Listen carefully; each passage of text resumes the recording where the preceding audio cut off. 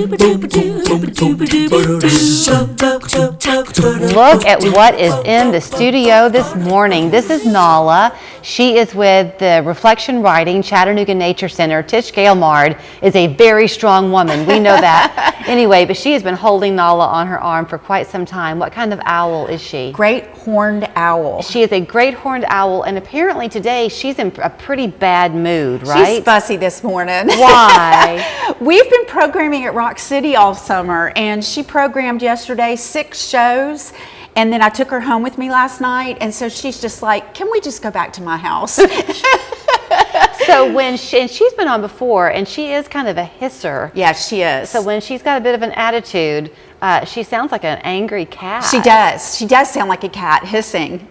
So she's a great horned owl. Mm-hmm. Are they common in our area? Very common in our area. This is what most people refer to as the hoot owl. The call is woo, woo, woo, woo, woo. And if you put words to it, it'd be who cooks for you, who cooks for you all. Oh, I like that. Yeah. We know who cooks for you, Nala. That's Tish. So this is a great time to be at the Nature Center. Every season has its own beauty. Oh my gosh, yes. The last time I saw you, you were telling me that there's this field that just bursts into color that's about to happen. I call it the 8th wonder of the world, and it is getting ready to happen.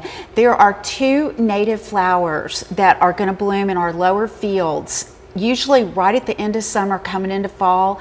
It is absolutely spectacular, and they bow over, so it's almost like you're walking through a tunnel of these flowers. Are these the ones that are some are purple and some are yellow? Yes, it's the bearded beggar's tick is yellow, and the purple is, oh gosh, I forgot the name of it. Well, that's okay, because she's going to take pictures and we're going to show you so that you will want to go and play. Talk about going and playing. So something that y'all have a big mission for is you want to be accessible to everybody in the community. Mm-hmm. So y'all have a forest school for homeschoolers. Yeah, we have a forest homeschool. We have a regular forest school, but we also have a forest homeschool. So, you know, there's a pretty prominent homeschool group in Chattanooga. And if you have a homeschool children at your house, you can bring them out to us in the afternoon and we'll school them in the forest. It's a great, great program. And there is nothing like a child having a chance to learn and experience nature kind of in their way. Yes. Because of course you guide them, but you give them some freedom to have time to take it in. We give them a lot of freedom. We give them the ability to make their own decisions, take some risks, but they're mitigated risks, and really learning on their own. And then a teacher may jump in and say, well, what would happen if you did this?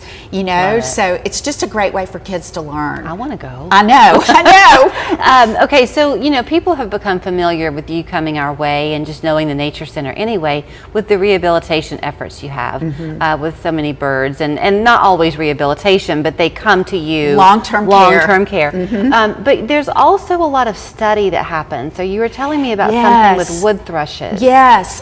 Dr. David Aborn at UTC, he's an ornithologist, and he has a MOTUS, M-O-T-U-S, operation, and we have one of his antenna on our property.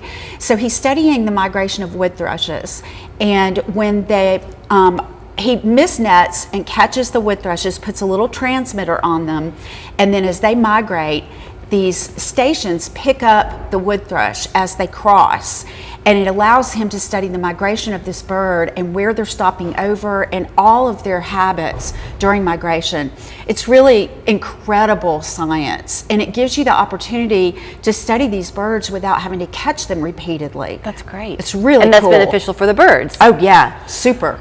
So educate me on Nala. I'm just now looking at her claws. Her feet are massive. They are humongous, and they're also feathered. I was expecting them to be leathery. Nope, she has feathered feet and she has feathered legs. I call them feather pants. So she hunkers down like a chicken because she has a permanently damaged wing, and so you can't see a lot of it, but there you can see those massive, here's my finger, so you can see those massive feet. It looks like they don't even belong to her. Oh, it's incredible. And her strength is so much so that if she uses all the strength in both feet, she has a grip stronger than an alligator bite. She's one powerful bird. So in the wild, they are obviously nocturnal. Yes. So she sleeps by day, sunset-ish, she comes out to hunt. She could then grab anything as heavy as like 5-ish No, pounds. she can't go that big. Probably 3 to 4 pounds.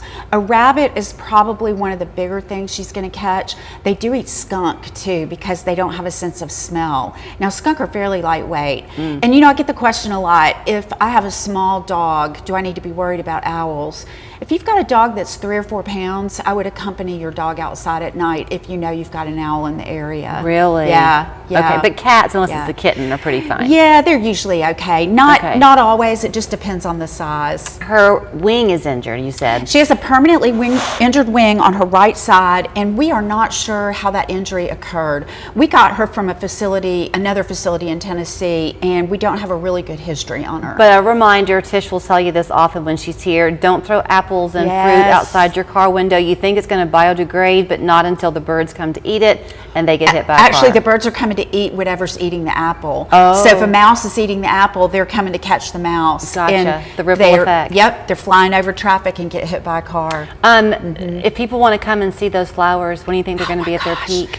I would probably give it another couple of weeks. Okay. Yeah, and then they should be good to By go. Labor Day weekend. Yeah, that'd probably be good. You Okay. can always call us too and just ask if the lower meadow's in bloom. You also could go more than one time because you Yes. don't have to be a member at the Nature Center, but they do ask for donations if you feel like you want to give one. But just come and enjoy. It's what, 400 acres? 317 to be exact. To count. Yep. At the foot of Lookout Mountain right there Yeah. off of Cummings Highway. Yeah. So glad to see you. And thank you. And you know, I made a mistake a minute ago. I said that if her call is if you put words to it, it'd be who cooks for you all. That's the barred owl. My brain's not on this morning. I think you get a little bit of forgiveness on that one. You still did a mighty good impression. Thank you. Thank you, Nala. I hope you get in a better mood today. See, I'm going home. I'll feel good. You can always learn more at the Nature Center's website, which is reflectionwriting.org, and there's their address on Garden Road. Thank you, my friend. Ascension Living provides services and amenities to our residents. It's such a close-knit group. It's so much like family. Why wouldn't you want to live here too? Come home to Ascension Living. Wow, that's a lot of food. I saved so much money at Budget Breaks tonight, I'm eating like a king.